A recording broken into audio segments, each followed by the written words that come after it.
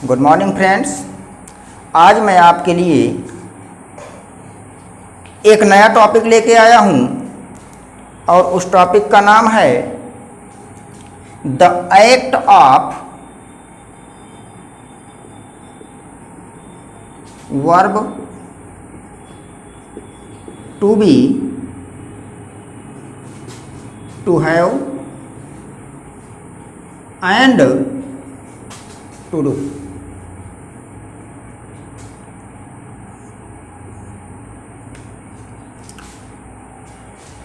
Act का मतलब होता है कार्य करना। अब यहाँ पर आपकी क्रिया क्या है? To be, to have and to do. इन क्रियाओं का कार्य क्या है? ये कौन कौन सी भूमिकाएं निभाती हैं? तो यहाँ पर जरा आप ध्यान देंगे कि verb to be, verb to have and verb to do दो तरह से कार्य करती हैं। कितने तरह से कार्य करती हैं? दो तरह से कार्य करती हैं, जिसमें से पहला है आपका कि verb to be, verb to have and verb to do main verb की तरह कार्य करती हैं। किसकी तरह कार्य करती हैं? मेन वर्ब की तरह। और दूसरा है आपका ये ऑक्सिलरी वर्ब की तरह कार्य करती हैं। किसकी तरह कार्य करती हैं? ऑक्सिलरी वर्ब की तरह। अब ध्यान यह देना है कि ये जो आपका वर्ब टू बी है, टू हैव है, टू डू है, ये कहाँ पर मेन वर्ब की तरह कार्य करती हैं, कहाँ पर हेल्पिंग वर्ब की तरह कार्य करती हैं। इनको जरा हम देखें कि ये कहाँ कैसे कार्य करती हैं। तो सबसे पहले हम मेन वर्ब की बात करते हैं कि verb to be, verb to have and verb to do कहाँ पर मेन वर्ब की तरह कार्य करती हैं। तो जरा यहाँ पर देखेंगे, यहाँ पर मैं एक आपको बॉडी ऑफ द सेंटेंस बताने जा रहा हूँ, जहाँ पर वर्ब टू बी किसकी तरह कार्य करेगी? मेन वर्ब की तरह है। वर्ब टू हैव किसकी तरह कार्य करेगी? मेन वर्ब की तरह है। और वर्ब टू डू किसकी तरह कार्य करेगी? मेन वर्ब की तरह। तो जरा ध्यान देंगे, आपका सब्जेक्ट होगा, सब्जेक्ट के बाद verb to be, to have या फिर टू डू प्लस आपका अदर वर्ड हो जाएगा। तो यहां पर आप देखेंगे कि सब्जेक्ट के बाद आपको क्या मिलेगा? Verb to be, verb to have और वर्ब टू डू। तो यहां पर ये जो वर्ब टू बी है या वर्ब टू हैव है या वर्ब टू डू है, ये किसकी तरह कार्य करेंगे? मेन वर्ब की तरह। इसके बाद आपका आना क्या चाहिए? Other word. अब ये कहाँ पर ऑक्सिलरी वर्ब की तरह कार्य करती हैं? तो यहाँ पर आपको ध्यान देना है, इसका भी आपका बॉडी ऑफ द सेंटेंस देखेंगे।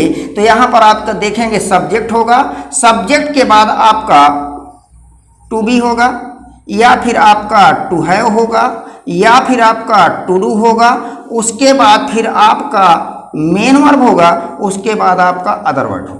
तो यहां पर आप देख रहे हैं कि यहां सब्जेक्ट के बाद verb to be, verb to have और वर्ब टू डू दिया है, उसके बाद क्या दे दिया? Other word. जबकि यहां पर सब्जेक्ट के बाद आपको मिल रहा है टू बी, टू हैव या फिर टू डू, और उसके बाद क्या मिल रहा है? मेन वर्ब की तरह, और उसके बाद आपको अदर वर्ड मिल रहा है। तो यहां पर ये वर्ब टू बी या फिर वर्ब टू हैव या फिर वर्ब टू डू ये किसकी तरह कार्य करेंगे? ये करेंगे ऑक्सिलरी की वर्ब की तरह। एवी का मतलब होता है ऑक्सिलरी वर्ब। अब यहां पर यह बात आ गई कि यदि किसी वाक्य में, यहां पर स्पष्ट कहा जा सकता है कि यदि किसी वाक्य में वर्ब टू बी या फिर वर्ब टू हैव और या फिर टू डू ये अकेले आए हों, तो ये किसकी तरह कार्य करते हैं? मेन वर्ब की तरह कार्य करते हैं। किंतु यदि किसी वाक्य में वर्ब टू बी आया हो या फिर वर्ब टू हैव आया हो या फिर वर्ब टू डू आया हो और उसके बाद क्या आया हो? मेन वर्ब आया हो, तो ऐसी स्थिति में verb to be, verb to have और वर्ब टू डू किसकी तरह कार्य करते हैं? ऑक्सिलरी वर्ब की तरह कार्य करते हैं। अब यहां पर एक प्रश्न यह बनता है कि आखिर यह verb to be, verb to have और वर्ब टू डू है क्या? इनके रूप क्या है। तो यहां पर अभी जो ये वर्ब टू बी है, वर्ब टू हैव है, वर्ब टू डू है, ये शॉर्ट फॉर्म में लिखे हुए हैं। जब इनका हम एक्सपेंशन फॉर्म करेंगे तो इनके अंतर्गत वर्ब टू बी के अंतर्गत कौन कौन सी क्रियाएं होती हैं, वर्ब टू हैव के अंतर्गत कौन कौन सी क्रियाएं होती हैं, या फिर वर्ब टू डू के अंतर्गत कौन कौन सी क्रियाएं होती हैं, ये जो है आपके सामने एक्सपेंशन फॉर्म में मिल जाएंगे। इसके पहले वाले वर्ब के वीडियो में मैंने बताया था forms of verb, forms of verb बताया था। तो फॉर्म्स ऑफ वर्ब में यह बताया था कि जो आपका फॉर्म्स ऑफ वर्ब है वह मुख्यतः 5 प्रकार का होता है। तो चलिए जरा एक बार फिर से देख लेते हैं कि आखिर ये फॉर्म्स ऑफ वर्ब है क्या। फॉर्म्स ऑफ वर्ब, अब फॉर्म्स ऑफ वर्ब मुख्यतः कितने प्रकार का होता है, 5 प्रकार का, जिसमें से आप V1 कहते हैं, V2 कहते हैं, V3 कहते हैं, V4 कहते हैं, V5 कहते हैं। अब आप किताबों में पढ़ते हैं तो V1 form, V2 form, V3 form आप आसानी से समझ लेते हैं। यहां पर आ गया कि आखिर V4 क्या है, V5 क्या है, ये कहां से बनता है। तो इसको समझने के लिए चाहे आप V4 कहिए या कहिए V1 प्लस ING, इसी तरह चाहे आप V5 फॉर्म कहिए या फिर कहिए कि V1 प्लस यस या ES फॉर्म। ये बात हो गई। इसके बाद यहां पर फिर आप देखेंगे V1 का प्रयोग प्रेजेंट में किया जाता है। कहां किया जाता है, प्रेजेंट में। V2 का प्रयोग कहां किया जाता है, पास्ट में किया जाता है। और V3 का प्रयोग पास्ट पार्टिसिपल, कहां किया जाता है, पास्ट पार्टिसिपल। इसी प्रकार V4 का प्रयोग कहां होता है, प्रेजेंट पार्टिसिपल, प्रेजेंट पार्टिसिपल। और V5 का प्रयोग कहां किया जाता है, प्रेजेंट में किया जाता है। अब यहां पर आप देख रहे हैं, यहां पर आप देख रहे हैं कि प्रेजेंट यानी V2 पास्ट में हुआ, V3 पास्ट पार्टिसिपल हुआ, V4 प्रेजेंट पार्टिसिपल है, लेकिन V1 और V5 ये दोनों ही वर्ब कहां कार्य करती हैं, प्रेजेंट में। ये हो गया। इसीलिए यहां पर ये प्रेजेंट की बात करता है, ये पास्ट की बात करता है। पास्ट पार्टिसिपल का दूसरा नाम भी होता है, इसको हम फिनिश्ड एक्शन कहते हैं। फिनिश्ड एक्शन, एक्शन का मतलब कार्य, अर्थात जहां पर कार्य समाप्त हो चुका होता है वहां पर पास्ट पार्टिसिपल का प्रयोग करते हैं। उसके बाद आता है प्रेजेंट पार्टिसिपल। प्रेजेंट पार्टिसिपल को हम कहते हैं continued action, continued action. Continued action का मतलब हुआ कि प्रेजेंट पार्टिसिपल का प्रयोग वहां किया जाता है जहां पर कोई कार्य जारी रहता है। यहां पर ये इनकी कुछ बात हो गई कि हमने V1 और का प्रयोग कहां किया, प्रेजेंट में, V2 का कहां किया, पास्ट में, और V3 का कहां किया, पास्ट पार्टिसिपल में, V4 का प्रेजेंट पार्टिसिपल में, और V5 का प्रेजेंट में। अब यहां पर आप देख रहे हैं V1 और V5 दोनों ही प्रेजेंट में कार्य करती हैं। तो यहां पर डिफरेंस क्या है, कहां हम V1 लगाएं और कहां V2। तो आप यहां जरा देख लीजिए, नाउन और वर्ब में डिफरेंस, यानी नाउन और वर्ब एक दूसरे के विपरीत चलते हैं। कहने का मतलब यह है कि यदि आपका सिंगुलर नाउन हो, कौन सा नाउन हो, सिंगुलर नाउन हो, सिंगुलर नाउन में यदि आप यस या ईएस जोड़ते हैं तो ये क्या बन जाता है, प्लूरल नाउन बन जाता है। और यदि आपका जो है V1 है, वर्ब में आपका क्या है, V1 है, तो इसमें जो है अब अगर V1 में यस या ईएस लगाएंगे तो जो आपकी वर्ब होगी वो यानी वर्ब की फिफ्थ फॉर्म यहाँ प्राप्त होगी। और यह वर्ब की फिफ्थ फॉर्म किस में चली जाएगी, सिंगुलर में चली जाएगी। और यहाँ पर ये जो V1 है, ये V1 किसकी तरह कार्य करता है, प्लूरल की तरह कार्य करता है। तो कहने का मतलब ये है कि नाउन में यदि हम यस या ईएस जोड़ते हैं तो वह नाउन प्लूरल बन जाता है। किंतु V1 हमेशा कहाँ होती है, प्लूरल फॉर्म में होती है। और V1 में हम यस या ईएस लगाते हैं तो कहाँ चला जाता है, V5 में। अब जरा ध्यान देंगे कि V1 का प्रयोग कहाँ होता है, प्रेजेंट में, और V5 का प्रयोग कहाँ होता है, प्रेजेंट में। लेकिन V1 का प्रयोग यानी V1 कौन सी फॉर्म में आती है, प्लूरल फॉर्म में आती है। तो कहने का मतलब ये है कि जब आपका सब्जेक्ट किस नंबर का होगा, प्लूरल नंबर का, तो प्रेजेंट टेंस में आप किसका प्रयोग करेंगे, V1 का प्रयोग करेंगे। और यदि यदि आपका जो है सब्जेक्ट किस नंबर का होगा, सब्जेक्ट यदि आपका सिंगुलर होगा तो ऐसी स्थिति में आप उस में वर्ब का प्रयोग कौन सा करेंगे, V5 का करेंगे। ये बात हो गई। लेकिन मेन टॉपिक हमारा यहां चल रहा है कि verb to be, verb to have और वर्ब टू डू वाक्य में दो तरह से कार्य करती हैं। कहीं पर ये मेन वर्ब की तरह कार्य करती हैं तो कहीं पर ये हेल्पिंग वर्ब की तरह कार्य करती हैं। कहने का मतलब ये है कि अब हमें यह देखना है कि कहां पर ये मेन वर्ब की तरह कार्य करती हैं और कहां पर ये हेल्पिंग वर्ब की तरह कार्य करती हैं। अब यही देखना है तो यहां पर आप जो है यहां से देख लीजिए V1, V2, V3, V4 और V5 से ये आपके फॉर्म्स ऑफ वर्ब हो गए। और यहां पर हमारा जो टॉपिक चल रहा है वो चल रहा है वर्ब टू बी का और वर्ब टू हैव का और वर्ब टू डू का।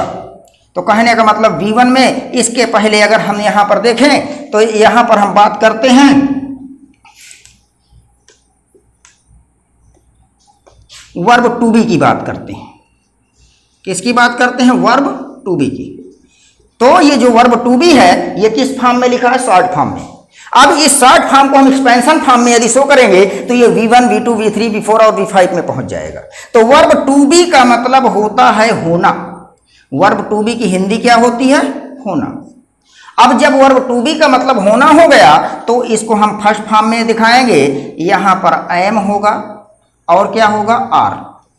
क्योंकि आई के साथ एम का प्रयोग करते हैं। आई सिंगुलर माना जाता है लेकिन नेचर में आई सिंगुलर है लेकिन यूज में क्या है, प्लूरल हो जाता है। तो एम V1 है और अभी बताया गया कि V1 कौन सी फॉर्म में होता है, यानी प्लूरल फॉर्म में होता है। इसी प्रकार आर सब्जेक्ट आपका प्लूरल है। जैसे आपने कहा कि दे, तो दे आपका प्लूरल है, दे के साथ क्या लगाते हैं, आर लगाते हैं। तो जब सब्जेक्ट प्लूरल होगा तो वर्ब भी आप क्या लगाएंगे, प्लूरल। इसी प्रकार यहां पर अगर पास्ट में जाएंगे, सेकेंड फॉर्म में जाएंगे तो यहां पर आ जाएगा वाज या वेयर। यहां पर आपका आ जाएगा बीन, यहां पर आपका होगा बीइंग और यहां पर आपका हो जाएगा इज।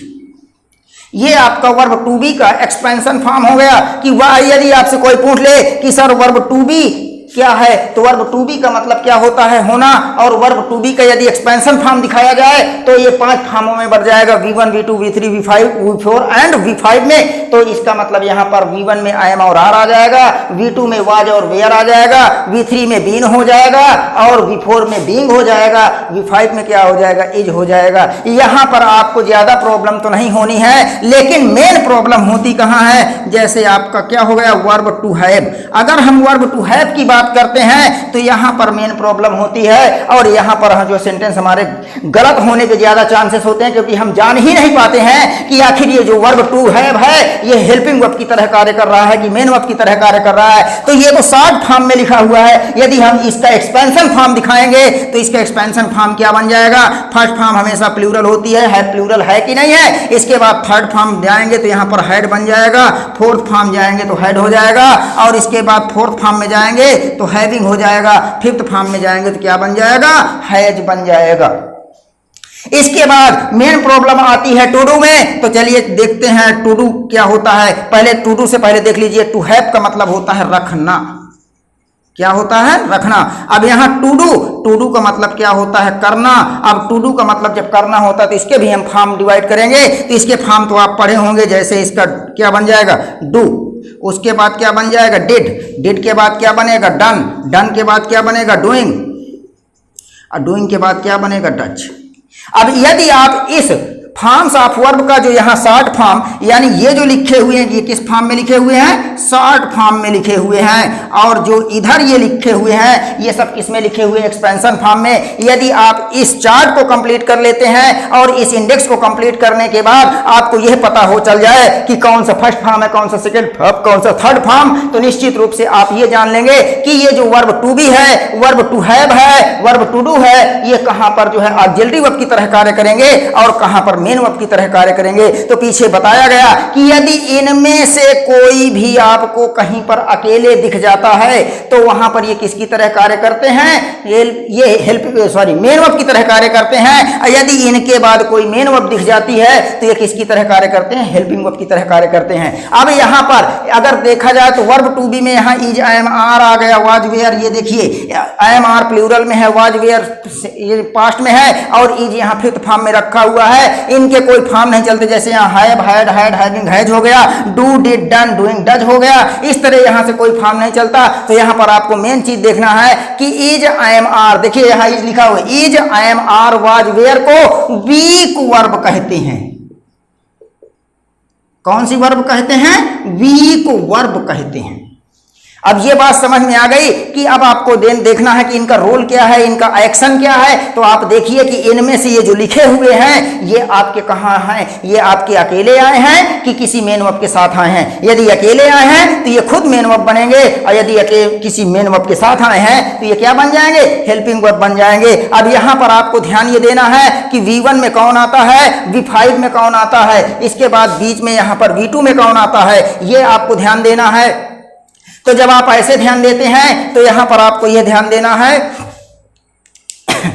कि आपका ये जो V1 है ये किस टेंस में प्रयोग होता है, प्रेजेंट टेंस में। V5 है, V5 किस टेंस में प्रयोग होता है, प्रेजेंट टेंस में। और अगर यदि आपके सामने कोई एग्जाम्पल्स आता है तो आप जो है प्रॉब्लम क्रिएट कर देते हैं कि यहां पर ये किस टेंस में जाएगा। तो मैं आपके सामने जरा कुछ लिख रहा हूं, एक दो एग्जाम्पल्स, उन एग्जाम्पल्स के माध्यम से समझिए कि आखिर ये कहां मेन वर्ब बनेंगे, कहां हेल्पिंग वर्ब बनेंगे। तो जरा देखिए, अगर यहां पर लिख दिया जाए I am a teacher, I am a teacher. अब जरा इस सेंटेंस को देखें तो यहां पर आपको क्या मिला, आई एम। बताइए आई एम इस वाक्य में अकेले आया है कि नहीं, यहां पर कोई मेन वर्ब तो नहीं है। तो कहने का मतलब यहां पर ये किसकी तरह कार्य कर लिया, मेन वर्ब की तरह कार्य कर लिया। लेकिन आई एम कैसी वर्ब है, एक वीक वर्ब है। इसी प्रकार जैसे कह दिया जाए I have a car, I have a car. अब यहां पर आई हैव ए कार है तो यहां पर ये बताइए यहां पर क्या मिला, हैव मिला।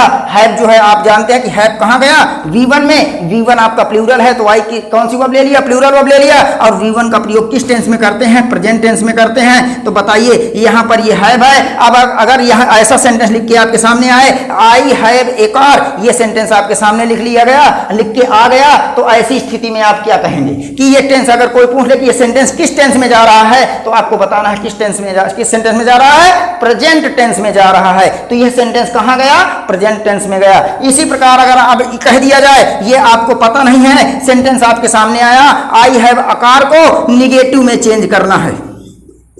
यदि निगेटिव चेंज करना है तो सबसे पहले सब लोग करते क्या है, I have not a car लिख देते हैं। तो चलिए यहां पर मैं लिखता हूं I have not a car.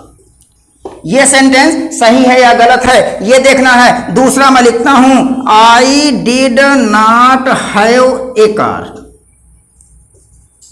ये लिख दिया। कहा गया कि ये सेंटेंस आपका सही है कि गलत है। और यहीं पर एक और लिख दिया I have no car.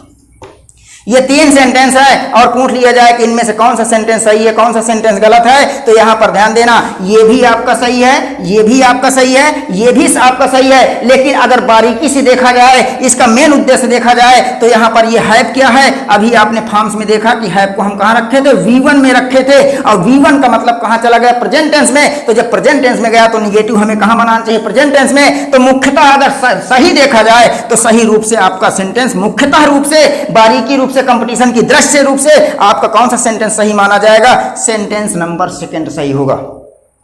Translation के माध्यम से हम कुछ भी पढ़ सकते हैं, लेकिन यहां पर मुख्य रूप से जिसको पढ़ना है यहां हम देख लें। इसके बाद पीछे फॉर्म्स ऑफ वर्ब पढ़ाया था, वहां पर मैंने बताया था कि कुछ क्रियाएं ऐसी होती हैं जिनका सेकंड और थर्ड फॉर्म एक समान होता है। तो वहां पर हम कैसे जाने, जैसे यहीं पर देख लीजिए, यहां फर्स्ट फॉर्म में हैव हो गया, सेकेंड फॉर्म में हैड है, थर्ड फॉर्म में हैड है, फोर्थ फॉर्म में हैविंग है और फिफ्थ फॉर्म में हैज है। इससे हैज से कोई मतलब नहीं। यहां देख लें, यहां पर हैड हैड दोनों एक समान आए हुए हैं। ऐसी स्थिति में अगर यहां कह दिया जाए शी हैड ए डॉग, ये, और कहा जाए कि ये आपका किस टेंस में जाएगा, तो बताइए यहाँ पर आपका V2 हेड है, V3 हेड है, यहाँ ये पास्ट की बात कर रहा है, यह पास्ट पार्टिसिपल की बात कर रहा है। तो थोड़ा आप ये जान लीजिए कि जिस किसी भी वाक्य में वर्ब की थर्ड फॉर्म और वर्ब की फिफ्थ फॉर्म यूज होगी, इनके पहले हेल्पिंग वर्ब जरूर होगा।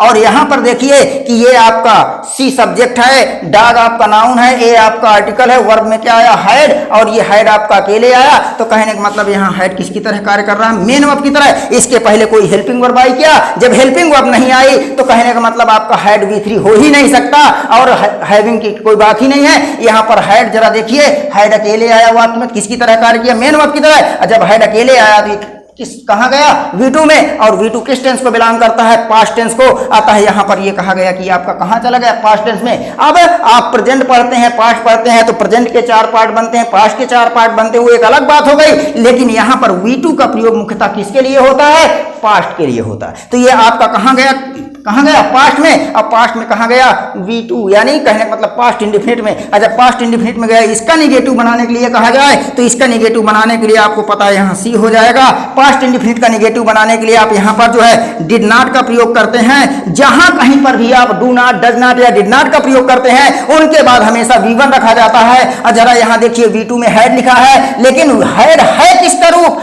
हैव का। जब हैव का है तो हैव आप जो है यहाँ वर्ब फॉर्म रखेंगे, तो ये आपका क्या हो जाएगा, हैव, आगे क्या लिख देंगे, ए डॉग। ये आपका इस तरह से आपका जो है रोल आया या एक्शन आया वर्ब टू बी का, वर्ब टू हैव का, या फिर वर्ब टू डू का। इसी प्रकार हम देख सकते हैं कि वर्ब टू डू क्या है, तो वर्ब टू डू का मतलब ये होता है कि कहाँ ये मेन वर्ब की तरह कार्य करता है, कहाँ हेल्पिंग वर्ब की तरह कार्य करता है। तो कहने का मतलब ये है कि यदि जो है आपका वर्ब टू डू अर्थात डू, डज, डिड किसी भी वाक्य में अकेले आए तो ये मेन वर्ब की तरह कार्य करते हैं, और यदि किसी मतलब जो है हेल्पिंग वर्ब के साथ आए तो ये ऑक्सिलरी वर्ब की तरह कार्य करते हैं, या किसी मेन वर्ब के साथ आए तो ये ऑक्सिलरी वर्ब की तरह कार्य करते हैं। जैसे यहां पर कह दिया जाए, आई डू माई वर्क, मैं अपना कार्य करता हूं। तो यहां आप देख रहे हैं कि आई आपका प्रोनाउन हो गया, सब्जेक्ट बन गया। यहां पर माई आपका पॉजेसिव एडजेक्टिव हो गया, जैसे कल इंडेक्स में बताया था। तो ये आपका जो है इंडिकेट कर रहा है किसके लिए, अपना, अपने की अंग्रेजी दे रहा है। वर्क आपका कार्य बन गया नाउन, क्योंकि जो जहां कहीं पर भी पॉजेसिव एडजेक्टिव होता है उसके बाद हमेशा नाउन ही आता है। अब यहां पर आई हो गया, माई हो गया, वर्क हो गया, बचा क्या, डू। और डू देखिए यहां पर वर्ब है कि नहीं, तो ये डू किसकी तरह कार्य कर रहा है, मेन वर्ब की तरह कार्य कर रहा है। और ये आपका किसका फॉर्म हो गया, यानी short form verb to do का यहां रूप चल रहा है। इसी प्रकार यहां पे कह दिया जाए, जैसे कह दिया जाए, I do not do my work. अब यहां पर आप देखेंगे कि यहां पर आपका आई सब्जेक्ट है, माई वर्क आपका ऑब्जेक्ट है, तो ये सब्जेक्ट हो गया, ये ऑब्जेक्ट हो गया। यहां पर आप देख रहे हैं कि नॉट, तो नॉट के पहले यदि डू, डज, डिड रखा हुआ है तो निश्चित रूप से वो हेल्पिंग वर्ब है। तो कहने का मतलब कहीं पर आपको डू नॉट दिख जाए, डज नॉट दिख जाए, या फिर डिड नॉट दिख जाए, ऐसी स्थिति में आप समझिए कि नॉट के पहले यदि डू, डज, डिड रखा हुआ है तो वो हेल्पिंग वर्ब होगा। तो बताइए यहां पर ये हेल्पिंग वर्ब हो गया, तो यहां पर डू कौन सा हो गया, मेन वर्ब हो गया। इसी प्रकार यहां पर 2 बार डू आया तो कंफ्यूजन में हो गए कि हमने डू का फॉर्म पढ़ा, डू, डिड, डन और डूइंग, डज, लेकिन यहां पर 2 बार डू आया तो यहां पर एक बार डू मेन वर्ब की तरह कार्य कर रहा है, दूसरी बार डू हेल्पिंग वर्ब की तरह कार्य कर रहा है। और यहां पर हम एक सेंटेंस और देख लें, जैसे इसी को कह दिया जाए, I do not like you, ये लिखा गया। तो यहां पर आप देखें, ये सब्जेक्ट है, ये क्या है आपका ऑब्जेक्ट है, ये लाइक क्या है आपका मेन वर्ब, क्योंकि लाइक के फॉर्म चलते हैं, मेन वर्ब के हमेशा फॉर्म चलते हैं। तो जब फॉर्म चलेंगे तो लाइक मेन वर्ब हुआ, क्योंकि like, liked, liked, liking, liked जो होता है। अब यहां पर बताइए, नॉट के पहले डू मिला तो यहां पर डू क्या बन गया, हेल्पिंग वर्ब, या इसी को हम कह ले ऑक्सिलरी वर्ब।